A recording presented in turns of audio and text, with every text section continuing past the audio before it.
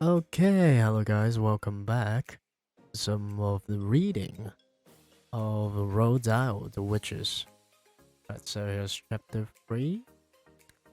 So let us go to the reading room. Right.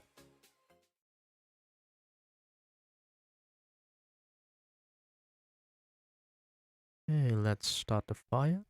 Okay, let's lit up the fireplace.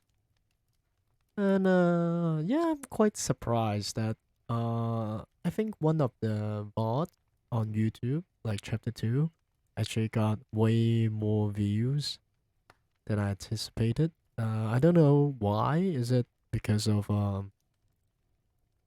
maybe some kind of algorithm? But yeah, I'm glad. I think you guys are enjoying. Some of you enjoy the witches, maybe. Some of you just stumble upon this stream, and no matter what, I'm glad that you are tuning in to listening to this novel reading session. So now we're starting chapter 3. Okay, so chapter 3, How to Recognize a Witch. The next evening, after my grandmother had given me my bath, she took me once again into the living room for another story. Tonight, the old woman said, I'm going to tell you how to recognize a witch when you see one. Can you always be sure? I asked. No, she said. You can't. And that's the trouble. But you can make a pretty good guess. She was dropping cigar ash all over her lap, and I hoped she wasn't going to catch on fire before she had told me how to recognize a witch. In the first place, he said, a real witch is certain always to be wearing gloves when you meet her. Surely not always, I said. What about in the summer when it's hot? Even in the summer, my grandmother said. She has to. Do you want to know why? Why? I asked. Because she doesn't have fingernails. Instead of fingernails, she has thin, curvy claws, like a cat. And she wears the gloves to hide them. Mind you, lots of very respectable women wear gloves, especially in the winter. So this doesn't help you very much. Mama used to wear gloves, I said. Not in the house, my grandmother said. Witches wear gloves even in the house. They only take them off when they go to bed. How do you know all this, Grandmama? Don't interrupt, she said. Just take it all in. The second thing to remember is that a real witch is always bold. Bold? I said. Bold as a boiled egg, my grandmother said. I was shocked. There was something indecent about a bold woman. Why are they bold, Grandmama? Don't ask me why, he snapped. But you can take it from me that not a single hair grows on a witch's head. How horrid! Disgusting, my grandmother said. If she's bald, she'll be easy to spot, I said. Not at all, my grandmother said. A real witch always wears a wig to hide her baldness. She wears a first-class wig, and it is almost impossible to tell really first-class wig from ordinary hair unless you give it a pull to see if it comes off. Then that's what I'll have to do, I said. Don't be foolish, my grandma said. You can't go around pulling at the hair of every lady you meet, even if she is wearing gloves. Just you try it and see what happens. So that doesn't help much either, I said. None of these things is any good on its own, my grandmother said. It's only when you put them all together that they begin to make a little sense. Mind you, my grandmother went on, these wigs do cause a rather serious problem for witches. What problem, Grandmama? They make the scalp itch most terribly, he said. You see, when an actress wears a wig, or if you or I were to wear a wig, we would be putting it on over our own hair. But a witch has to put it straight on to her naked scalp.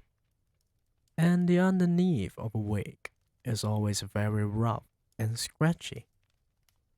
It sets up a frightful itch on the bald skin. It causes nasty sores on the head, wig rash, the witches call it, and it doesn't half itch. What other things must I look for to recognize a witch? I asked. Look for the nose holes, my grandmother said. Witches have slightly larger nose holes than ordinary people. The rim of each nose hole is pink and curvy, like the rim of a certain kind of seashell. Why do they have such big nose holes? I asked. For smelling with, my grandmother said. A real witch has the most amazing powers of smell. You can actually smell out a child who is standing on the other side of the street on a pitch black night. She couldn't smell me, I said. I've just had a bath. Oh yes, she could, my grandmother said. The cleaner you happen to be, the more smelly you are to a witch.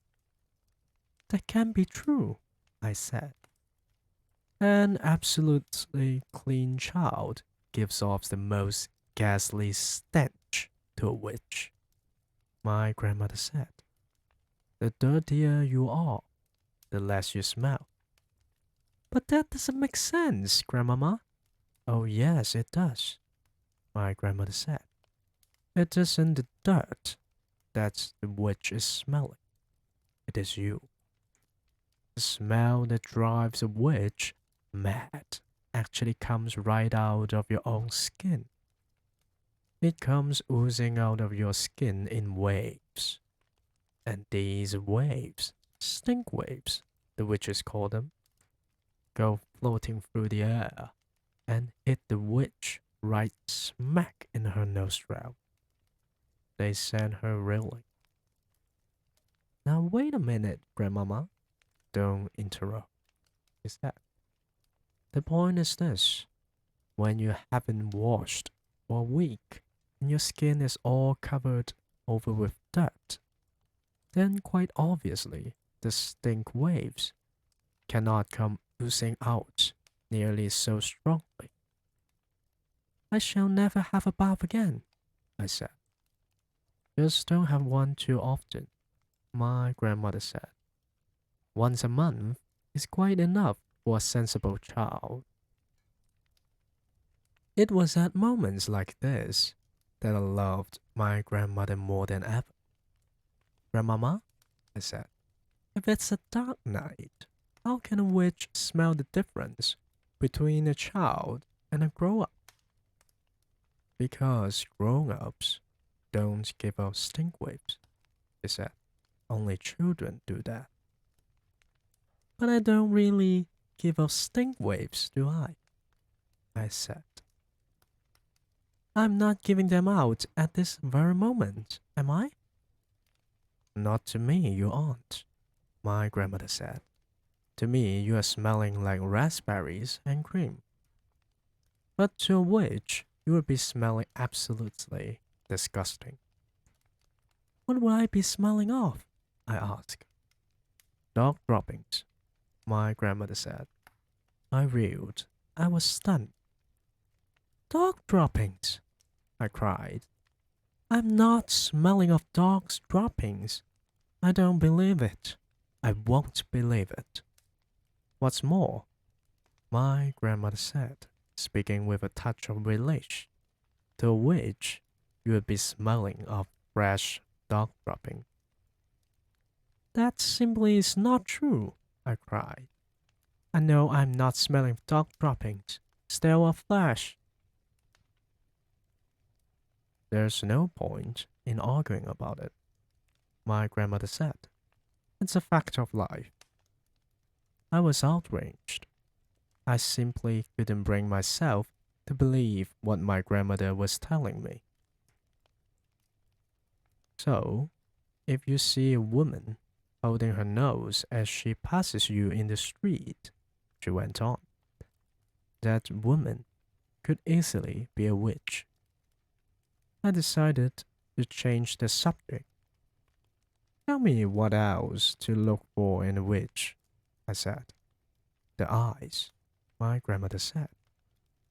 Look carefully at the eyes, because the eyes of a real witch are different from yours and mine. Look in the middle of each eye, where there's normally a little black dot. If she is a witch, the black dot will keep changing color. And you will see fire, and you will see ice dancing right in the very center of the colored dot. It will send shivers running all over your skin. My grandmother leaned back in her chair and sucked away contentedly at her foul black cigar. I squatted on the floor, staring up at her, fascinated. She was not smiling. She looked deadly serious. Are there other things? I asked her. Of course there are other things, my grandmother said. You don't seem to understand that witches are not actually women at all. They look like women. They talk like women. And they are able to act like women. But in actual fact, they are totally different animals. They are demons in human shape. That is why they have claws and bald heads and queer nose and peculiar eyes, all of which they have to conceal as best they can from the rest of the world. What else is different about them, Grandmama? The feet, she said. Witches never have toes. No toes, I cried. Then what do they have? They just have feet, my grandmother said. The feet have square ends with no toes on them at all. Does that make it difficult to walk? I asked. Not at all, my grandmother said. But it does give them a problem with their shoes. All ladies like to wear small, rather pointed shoes, but a witch, whose feet are very wide and square at the ends, has the most awful job squeezing her feet into those neat little pointed shoes. Why doesn't she wear wide, comfy shoes with square ends? I asked. She dare not, my grandmother said, just as she hides her baldness with a wig. She must also hide her ugly witch's feet by squeezing them into pretty shoes. Isn't that terribly uncomfortable? I asked.